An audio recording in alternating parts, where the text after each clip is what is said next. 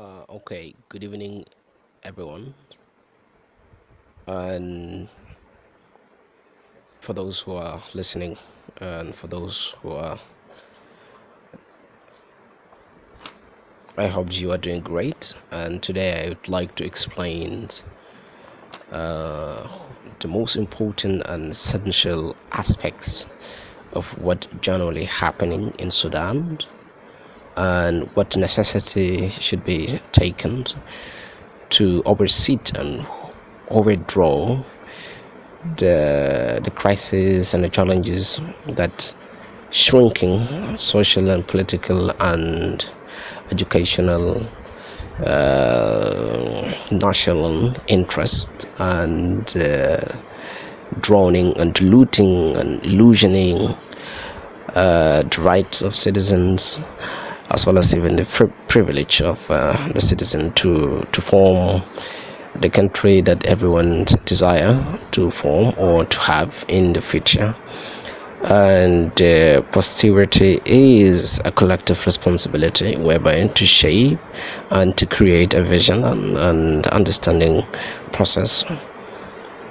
So the necessity of visualizing the common goods among the common interests of a society is paradigmly paramount, and the illusionary view of the current situations that is yet to be seen political crisis or yet to be iconically named as a social crisis or cultural issue, but it's on a deep sleeping shadow that eluding and driving and implicating the Sudanese life understanding or Sudanese dreams, particularly the youth and those who are victims of this social movement, cultural and political change and horizoning. And all Sudanese partisan or political parties, bodies and shape, they're trying to project their common individual interests rather than a collective and a country interest in a priority. It is a crisis.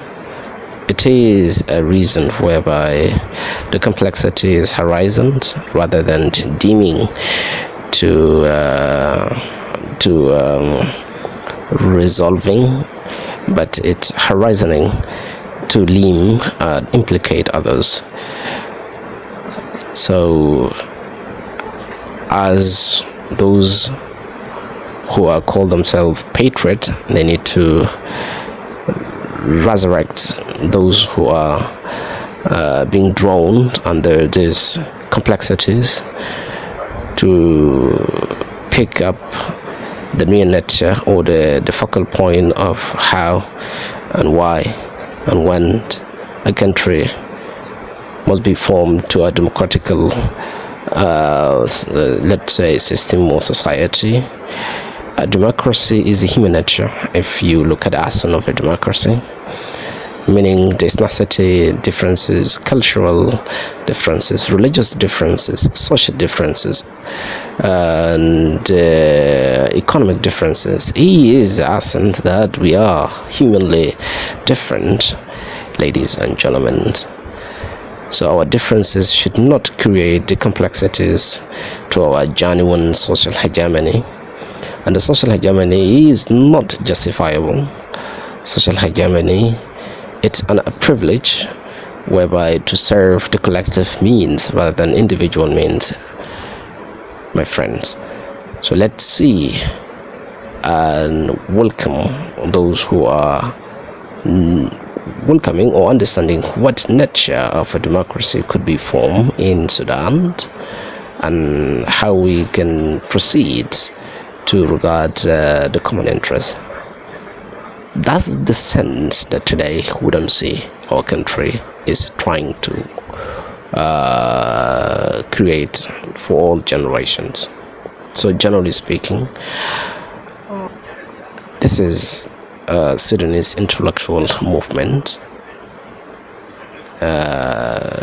presented under the Omerian doctrine, independent thinking.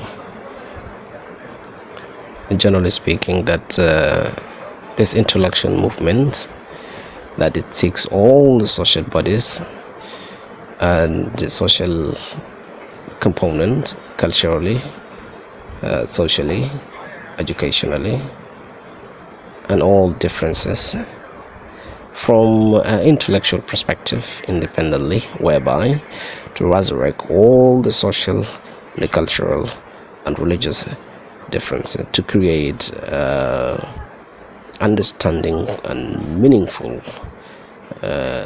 reason and acceptance among all the differences. Nevertheless, it allows all social cultural bodies to unite under one open identity, that it seeks the humans are human regardless of their differences in religion, ethnicity, geography, in all life aspects, that we could unite us rather than destroying and disconnect the common interests of the Sudanese people, I think.